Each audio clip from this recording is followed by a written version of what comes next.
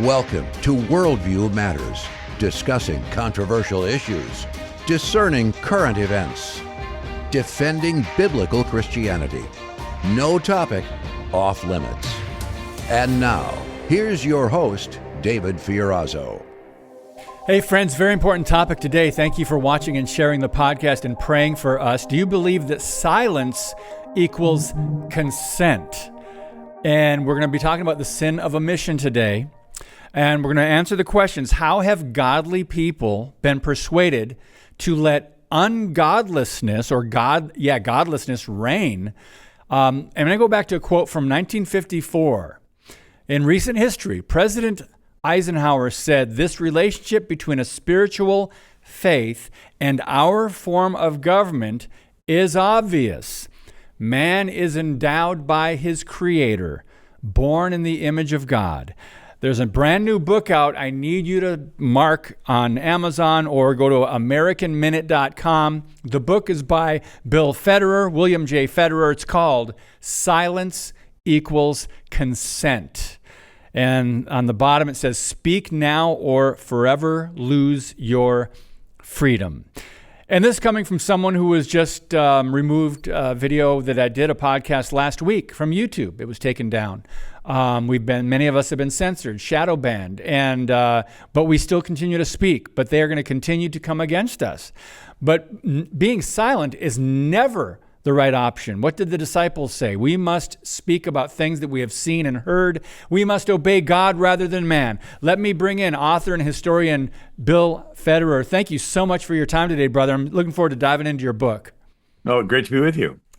All right, so let's start at the very beginning. Actually, there's a question before we get into the book. How did we get here where now we are being criticized and attacked and accused of being, quote, Christian nationalists, as if that's a bad thing and patriotism is a bad thing? Go ahead. Right. Well, nationalism is the opposite of globalism. There are people who are globalists. Yeah. One, Brock Chisholm, was the first director of the World Health Organization. Many people are familiar with that organization. And he said, to achieve world government, it is necessary to remove from the minds of men their national patriotism. So globalists want to malign anybody that wants to preserve their nation. Secondly, nationalism depends on the nation. If it's a socialist nation like the USSR or the Union Nazi, which stands for National Socialist Workers' Party, there's no individual rights, right? Ask the Jews. Islamist nations, no individual rights. Our nation is different. We believe in individual rights from a creator, freedom of religion, freedom of speech, freedom of assembly, freedom of right to trial by a jury of your peers, right? And to top it all off, we are government from the consent of the governed. The people get to be in charge. That's sort of a good thing. Mm-hmm. So preserving other nations is bad, that there's no individual rights, but our nation guaranteeing individual rights, it's sort of good to want to preserve that, right? And then finally, last, Christian nationalism used to be called Christian patriotism. I have a Noah Webster's 1828 dictionary. The word nationalism is not in there. The word patriotism is love of one's country. And every leader encouraged it. George Washington said, to the distinguished character of patriot, it should be our highest glory to laud the more distinguished character of Christian. Lincoln's inaugural, he said, intelligence, patriotism, Christianity are still competent to adjust in the best way all our present difficulty. Lincoln mentioned patriotism and Christianity right next to each other in his inaugural. Franklin Roosevelt passed out Gideon's New Testaments to all the soldiers in World War II. He wrote the foreword. As commander-in-chief, I take pleasure in commending the reading of the Bible to all who serve in the armed forces. I wonder if the mainstream media would call Franklin Roosevelt a Christian nationalist, right? Defending our nation, passing out New Testaments. Even Eisenhower said, any group that awakens us is a dedicated patriotic group that can well take the Bible in one hand, the flag in the other, and march ahead. And as recent as 1965, 93% of Americans identified themselves as Christian. 93%. That's 69% Protestant, 24% Catholic, 3% of the country was Jewish. The country's been predominantly Christian and patriotic, yet the left, you have to ask yourself, why do they want to malign Christians? The same way that they call pro-life people anti-abortion. There's no pro-life group that calls itself anti-abortion, yet every single news article will call pro-life people anti-abortion. Yep. Negative words. So why do they call Christian patriots Christian nationalists? Negative word association. They want a boogeyman type term. No, there's nothing wrong with wanting to defend and preserve a nation where individuals have rights and that individuals are governed from the consent of the governed.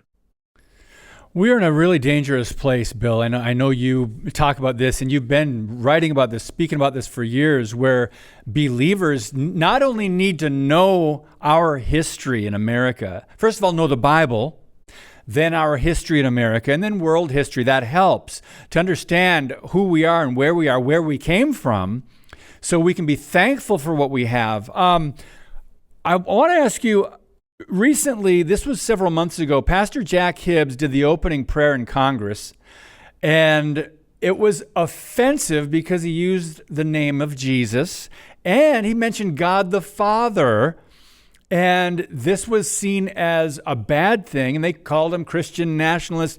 And I know it's just in recent, maybe years, that has now been flipped. So the marketers of evil, the media, the left, the Marxists, have used that now as a bad thing, but they have the megaphone of the media. They have all the power to come against Christians in the biblical worldview.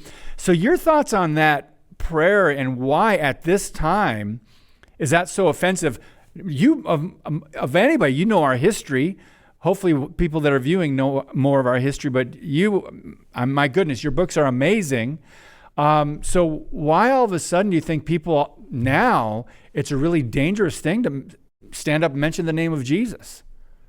Yeah, it is a socialist tactic called deconstruction, where you separate people from their past, get them into a neutral where they don't remember where they came from, and then you brainwash them into the socialist future you have planned for them. You know, I read through every charter of every colony. Every colony was started by a different Christian denomination. Virginia was Anglican. Massachusetts was Puritan. Rhode Island was Baptist. New York was Dutch Reformed. Delaware and New Jersey were Swedish Lutheran. Connecticut, New Hampshire were Congregationalist. Pennsylvania Quaker, and they did not get along, and they tar and feather each other. But then they had to work together to fight the king during the Revolution. After that, their attitude changed to, we may not always agree on religion, but you were willing to fight and die for my freedom. I need to let you practice your faith. But it was still under state's jurisdiction. And so I read through every state constitution. 9 of the original 13 state constitutions required office holders to be Protestant Christians to hold office. 3 said all you had to do was be a plain Christian, and 1 had 0 religious requirements. Rhode Island, founded by Baptists, they said if you required someone to be a Christian, they could say they were just to get elected, and that would be hypocritical. So you had 3 million people, 98% Protestant, and 1% Catholic, 3,000 Catholics in a country of 3 million people, and 0.1% Jewish, 3,000 Jews, 7 synagogues in the whole nation. Then there's an Irish potato famine. Early 1800s, millions of Irish Catholics come to America. Many states change their state constitutions from requiring office holders to be Protestant to just being Christian. And then there is a persecution of Jews in Bavaria. And in 1851, Maryland changes its constitution from requiring all office holders to be Christian to Christian, and if the party shall profess to be a Jew, the declaration shall be of his belief in a future state of rewards and punishments. After the Civil War, many states rewrote their constitutions to say all he had to do was believe in God. And then in 1947, the federal government takes religion out of states' jurisdiction and begins to morph it and allow belief in any religion until finally everybody's tolerated except the Christians. Right. Yeah. So now it's backfired. They want to say, well, you Christians are intolerant. It's like, we're the ones that came up with the idea of tolerance. Yeah. Right. We didn't get along, but then we began to tolerate each other. And then it ripples out to the Catholics and Jews and all the way out to the atheists and Satanists. And last ones in want to kick the first ones out. And here we are. On the back of your book, the book cover, you've got a quote by Billy Graham. It's chilling. He said, "There is no doubt that nations come to an end when they have ceased to fulfill the function that God meant for them." Bill Federer, in your view, in your estimation, what was the function of America under God, and what is? Yeah, so we zoom out and look at all the recorded human history. The most common form of government is a king. And a king is just a glorified gang leader. And you got Nimrod, Pharaoh, Caesar, Kaiser, Sultan, Tsar, and these kingdoms keep getting bigger because with the latest military advancement, kings can kill more people, right? Instead of king killing able with a rock, they can kill with a bronze weapon, iron weapon, phalanx spear, scimitar, sword, gunpowder. Until finally, the King of England had the biggest. The sun never set on the British Empire. He was a globalist. He had India, Australia, New Zealand, Hong Kong, British Guyana, Canada, Barbados, Bermuda, Jamaica, and America. And America's founders decided they did not like this globalist king telling us what to do. They broke away and flipped it and made the people the king. The word citizen means co-king. And then you go through, where did America's founders get these ideas? From the Reformation, from the Bible. What part of the Bible? That first 400 years out of Egypt before King Saul is called the Hebrew Republic. And it's from around 1400 BC to 1000 BC. This is the first instance in recorded human history of millions of people and no king. And it worked because everyone was taught the law and everyone was personally accountable to God to follow the law, right? You're about to steal, nobody's around, you know you can get away with it. And then you think God is watching me. He wants me to be fair. He's going to hold me accountable. Maybe I should hesitate stealing. Creates a tiny thing in your head called the conscience. If everyone believes this, you can maintain order with no king. And so this period, pre-King Saul, is called the Hebrew Republic, and it was studied by the Puritans. And so in New England, you actually had churches founding cities. So you had Baptist pastor Roger Williams and his Baptist church founded a city, Providence, Rhode Island. And you had a Congregationalist pastor, Thomas Hooker, and his Congregationalist church founding a city, Hartford, Connecticut. And you had pastors founding cities. This is unique on the planet. At this time, in the early 1600s, you had 5,000 years of Chinese emperors, Indian emperors, and Maharajas, Japanese emperors, Korean emperors, Russian czars, Muslim sultans, African chieftains, the whole world's kings. And here you have this greenhouse. In other words, everybody was involved in church and everybody was involved in city government because it was the church founding the city. There were like no non-church members tagging along to be lazy and let them run everything. Everybody is involved in church and everybody's involved in the city government because it's the church founding the city. Wow. And so they would have one building in town called the meeting house, and that's where the pastor would teach the Bible. That's where they do their city business. The word synagogue means meeting house. That's where the rabbi would teach the law, and that's where they would do their city business. So this is the 1600s. This is exploration of a covenant form of government that eventually turned into our Constitution. And the word federal is Latin for covenant. There's so much in there, friends. You're going to probably want to rewind that and replay that section again from Bill Federer. When you mentioned the 1600s and this progression of where we're at, and founding cities, I couldn't help but think of the Black Robed Regiment, the pastors that actually were leaders, true leaders, and also the university system in America. 1636, Harvard University, their original, John Harvard, a pastor, they were putting out theologians, and their original motto was a shield, as you know, that says truth for Christ and the church. Veritas Christo et Ecclesiae, truth for Christ and the church. Well, today you look at Harvard's logo and you know what's happening at Harvard now.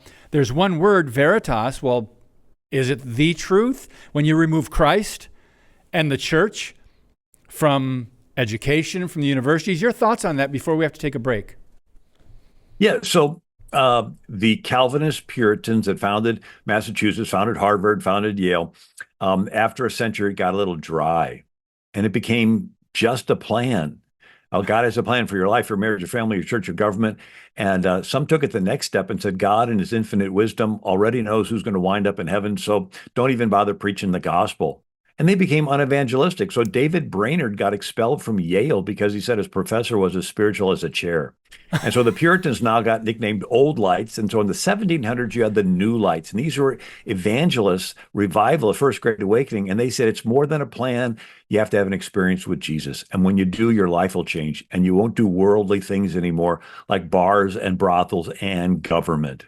It's like, wait, what was that last thing? Yeah, government, it's worldly. If you're really a Christian, you will not be involved in government. Well, gee, that's different than the 1600s where everybody's involved in church and everybody's involved in government. Yeah, this was this idea that if you're really spiritual, you'll withdraw. And 4 centuries of that teaching in Germany allowed Hitler to put Jews on train cars, and they went past the church, and the Jews were crying for help, and the church's response was, "Well, we can't do anything. It's the government that's killing the Jews, and we're the church, and we can't get involved in government stuff because we're holy." It's like, can anybody see there's something wrong with that picture? And so it was called the German concept of the two kingdoms: kingdom of the government, the kingdom of the church. The two don't touch.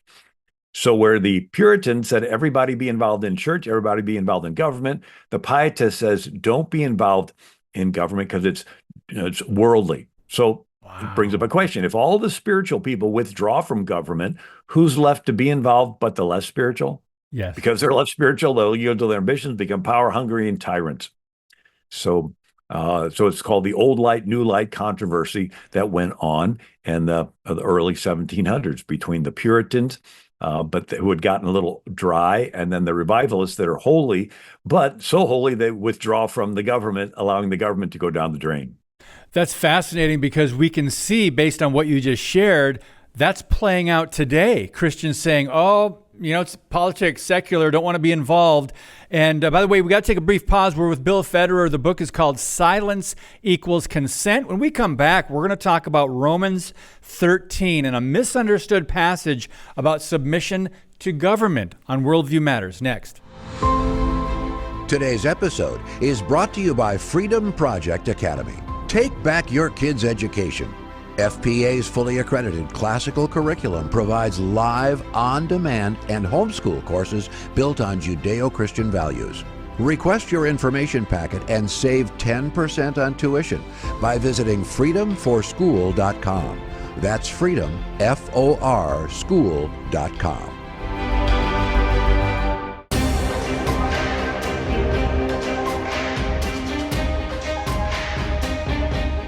If you know someone that might be interested in sponsoring Worldview Matters, like Harbingers Daily and Freedom Project Academy and Patriot Mobile, send us an email, and that is worldviewmatters@fpeusa.org. Our website, worldviewmatters.tv. I also encourage you to go to our website and search for Bill Federer and go back and watch that previous time we had him on talking about psychological projection in the battle for America. That was a very popular podcast that we did earlier, like several months ago. May have been the end of last year, earlier this year. Anyway, so Bill, by the way, AmericanMinute.com, you can get his books and more resources. Romans 13 has been a passage in the Bible that's been very, very misinterpreted, ripped out of context, and misunderstood. And I'm just going to read Romans 13, verse 1. Every person is to be in subjection to the governing authorities, for there is no authority except from God, and those which exist are established by God. So does this mean that we are to submit to a secular government, unlimited in all circumstances? Please explain this. Right. So from the beginning of time, whatever the king believed, the kingdom had to believe. When Nebuchadnezzar blew the trumpet, you had to bow to his statue. And so you have Israel for 400 years, from around 1400 BC to 1000 BC. They have no king. It's called the Hebrew Republic, the congregation of the Israelites, the assembly of the Israelites. And everybody's taught the law and personally accountable to God to follow it. Well, the priests stopped teaching the law, and every man did what's right in their own eyes. And you have Eli, the high priest, his own sons are sleeping with women in the tent where the Ark of the Covenant is. And anyway, the people go to Samuel the prophet, and they say this self-government system's not working anymore. We want to be like the other countries. We want a king. Samuel cries, and the Lord tells him, they did not reject you, they rejected me, and they get King Saul. Now, why is this story important? Because the kings of Europe look to the Bible for their authority, but they look to the King Saul and on part of the Bible. The divine right of kings, God chose me. The Calvinist Puritans look to the pre-King Saul part of the Bible. 400 years, millions of people, everybody taught the law, personally accountable to God to follow it. So King Saul is the divider between England and America. Both are looking to the Bible for their authority. One is a king. He rules through fear. He wants a theocracy. You got to believe what he says. And the Hebrew Republic is, no, the people are in charge. They rule from the consent, right? Bottom up. And so this is important because Romans 13 is understood differently in a monarchy versus a republic. In a monarchy, subjects submit to the king. In a republic, the citizens are the king. The word citizen is Greek. It means co-king, co-ruler, co-sovereign. And so instead of you submitting to a king have subjects who are subjected to their will. Republics have citizens. And so we rule ourselves bottom up, right? And so the politicians are your servants. You hire them, you fire them. They do what you tell them to do, or you vote them out. So this is important. Romans 13 is understood differently in a monarchy versus a republic. So I want to move on to, I always use the phrase from the Bible, love your neighbor, one of the commandments. And you wrote, you asked the question, is it scriptural to not care about what kind of country we are leaving behind? If we love our neighbor, there's evil out there that we have never seen before. New levels of evil when it comes to the transgenderism and the public schools and the government and Hollywood, the entertainment industry, pornography, everything else, drugs. And if you love your neighbor, you will speak up. And the book, of course, is called Silence Equals Consent. So, Bill, talk to us a little bit about this. And for people that are going, well, maybe, yeah, but I shouldn't speak up. For whatever reason, they're confused about this, that maybe we should be silent, but we're not loving our neighbor. And I don't think it's biblical to, if you're silent, you're consenting. Explain that a little bit further. Right. So Numbers chapter 30, it says, if a daughter is still living in her father's house in her youth and binds herself with a vow, in the day the father hears it, if he is silent, her vows stand. But if he disallows it, she's released from the vow. That's come down to us as vows in a wedding ceremony. And the pastor tells the church members, if you are silent when you hear these wedding vows, you're giving your consent. Speak now, forever hold your peace. It's called the rule of tacit admission, TACIT. It's in debt collection law. Somebody owes you money. You wait 10 years to try to start collecting. The judge will say, you've been silent too long. You're past the statute of limitations. No money. It's in trademark law. You design a trademark. Somebody copies it and it's all over the internet. If you don't try to defend your copyright, they get to use it. It's in real estate law. You save up money, buy a rent house. Some squatter moves in. And if you know about it and you don't try to charge them rent or evict them, they can gain possession of your rent house through adverse possession just by you knowing about it and being silent. And it's even in our Constitution. Article 1, Section 7, Congress puts a bill on the president's desk. If any bill shall not be returned by the president within 10 days, the same shall be a law in like manner as if he had signed it. All he has to do is be silent for 10 days and it equals his signature. So if a church member's silence gives consent to wedding vows, it gives consent to other things. And if they're killing babies in the community and the church members are silent, they're giving consent to killing babies. If they're teaching the trans agenda, and you know that Jesus said in Matthew 19, he who made them at the beginning made them male and female, and you're silent, you are giving consent to the teaching of something other than what Jesus would teach. I mean, think of it. Here are teachers who cannot even define woman. Yet they think they can tell that a little boy is supposed to be a little girl. It's insanity. Yet Jesus said, if you allow one of these little ones who believes in me to stumble, it is better that a millstone be put around your neck and be thrown in the depths of the sea. So it's going to be a rude awakening for church members who say, oh, we don't get involved in politics. We just preach the gospel. We're so spiritual. We don't care what kind of country we're leaving our kids. It's going to be a rude awakening when they realize by their silence, they're not being spiritual. They're giving consent to all the wicked things going on out there. They're inviting judgment on themselves, right? They're an accessory to the crime. And so you look at the scriptures, the Apostle Paul, Acts 22, talking to the Lord. And he said, and when they shed the blood of thy martyr Stephen, I stood there silent, consenting to his death. Paul didn't throw a stone. He didn't say a word. Yet he knew he was guilty for the death of Stephen just by standing there silent. Proverbs 24 says, rescue those who are unjustly sentenced to death. Don't stand back and let them die. Don't try to disclaim responsibility by saying you didn't know about it. For God, who knows all hearts, knows yours, and he knows you knew, and he'll hold you accountable. Mordecai told Esther, there's a mandate from the government to kill the Jews. If you're silent, you and your family will be killed. God will raise up somebody else.